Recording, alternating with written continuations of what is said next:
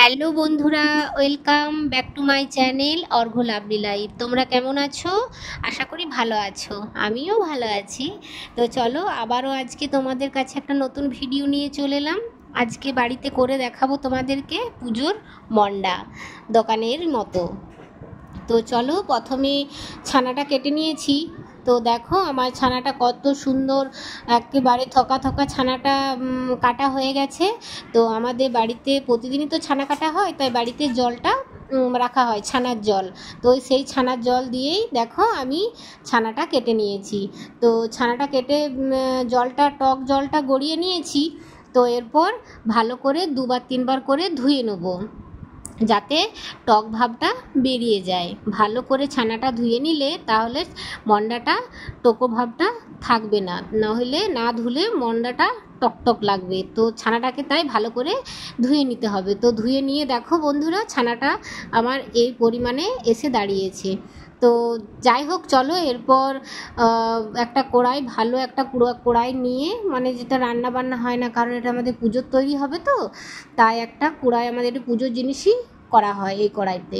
তো দেখো কড়াইতে আমি 200 গ্রামের মতো, 200 মতন আমি ওটা চিনি নিয়েছি, কিছু কম 200। তো যাই হোক, তো 200 চিনি নিয়ে সেই চিনির মধ্যে ছানাটাকে আর কি বলে চিনিটাকে নিয়ে দুটো একসঙ্গে ভালো করে মাখিয়ে নিচ্ছে। মানে আমি ক্যামেরাটা ধরে আছি, আমার শাশুড়ি মা বানাচ্ছে, তো আমি ভিডিওটা করছি। তো বাড়িতে মন্ডা তৈরি হলে তো আমার শাশুড়ি মাই বানায়। তো তাই শাশুড়ি মাকে বললাম, তাহলে তুমি বানাও, আমি রেসিপিটা করি। তো যাই হোক, দেখো চিনি আর এই যে ছানা একসঙ্গে হাতে করে ভালো করে এরকম করে মাখিয়ে নিতে হবে, যেন চিনিটা গলে যায়।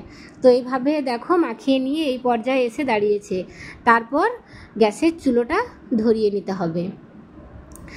তো হাতে করে ভালো করে মাখিয়ে নিয়েছে চিনি আর ছানা। তারপর মাখা হয়ে যাওয়ার পর গ্যাসটাকে জ্বালিয়ে খুন্তি দিয়ে এরকম করে নাড়তে হবে, যাতে চিনিটা ভালোভাবে গলে যায়, গলে গিয়ে ছানার মধ্যে ভালো করে মেশ খেয়ে যায়।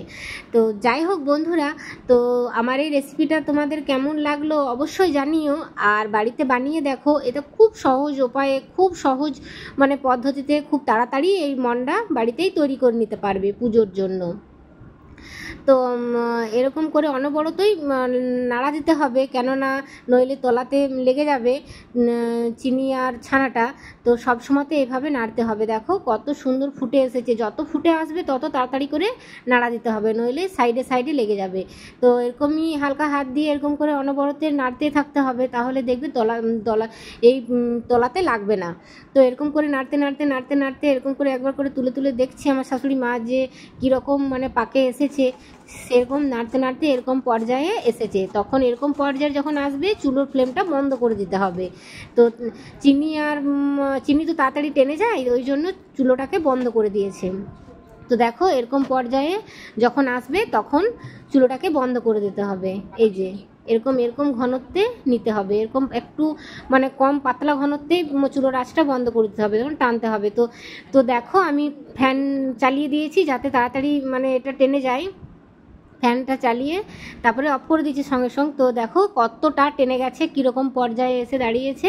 তারপরে একটা ভিজে ডাস্টার নিয়েছে, তো ভিজে কাপড় হোক, পরিষ্কার কাপড়, ডাস্টার যাই হোক, ভিজিয়ে নিয়ে ভালো করে নিংড়ে এরকম করে পেতে এরকম পর্যায়ে এসে দাঁড়াবে। একটু করে জল হাত করে এরকম করে ছোটো ছোটো করে, গরম তো, জল হাত করে এরকম করে যে যেরকম সাইজের করবে এরকম করে ধরতে হবে, আর এরকম করে হাত দিয়ে দূর থেকে ছুঁড়ে মারতে হবে। তাহলে যখনই ছুঁড়ে মারবে নিচে এসে নরম তো চ্যাপ্টা হয়ে যাবে। তো সঙ্গে সঙ্গে জোড়া লাগবে না, যখন একটুকু মানে একটু ডাঁটো হয়ে যাবে তখন আপনা আপনি ওই ইয়ে থেকে ছেড়ে যাবে। দেখেছো কত সুন্দর মন্ডাটা ছেড়ে যাচ্ছে। এই যে এভাবে উল্টে নিয়ে আর একটা নিয়ে এভাবে তার উপরে দিয়ে জোড়া দিয়ে দিতে হবে, তাহলেই মন্ডা তৈরি। তো দেখো কত সুন্দর করে আমার শাশুড়ি মা মন্ডাগুলো ফেলছে ভিজে ডাস্টারের ওপর, আর আমার ছেলে মন্ডাগুলো জোড়া লাগিয়ে দিচ্ছে। ও ধান্দায় বসেছে জানো তো বন্ধুরা, ও জোড়া লাগিয়ে দেবে আর লাস্টে একটা খেয়ে নেবে। তো যাই হোক, বাচ্চা ছেলে তো। তো দেখো কত সুন্দর কত সহজ পদ্ধতিতে বাড়িতে মন্ডা, একদম দোকানের মতো মন্ডা তৈরি হবে বন্ধুরা। তো বাড়িতে তো তাই ছানার ভাগটা একটু বেশিই থাকবে, তো ভালোই লাগবে খেতে, দোকানের থেকেও বাড়িতে তৈরি মন্ডাগুলো খেতে ভালো লাগবে। তো তোমরা পুরো ভিডিওটা দেখতে থাকো, স্কিপ করবে না, স্কিপ করলে তাহলে বুঝতে পারবে না।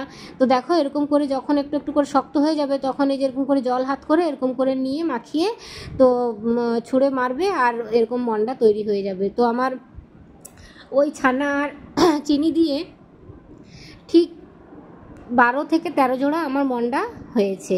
তো আমাদের এখানে মানে পুজোর মানে মন্ডা মানে আমাদের পুজো বাড়িতে দিলে মন্ডা কিন্তু আমাদের বাড়িতেই তৈরি করে নেয় আমার শাশুড়ি মা, বাজার থেকে কেনাটা আমাদের কমই হয়। তো বাড়ির মন্ডা সত্যি বলছি বন্ধুরা খুব সুন্দর খেতে হয়। আর দোকানের মন্ডাগুলোতে চিনির ভাগটা বেশি থাকে, তাই না?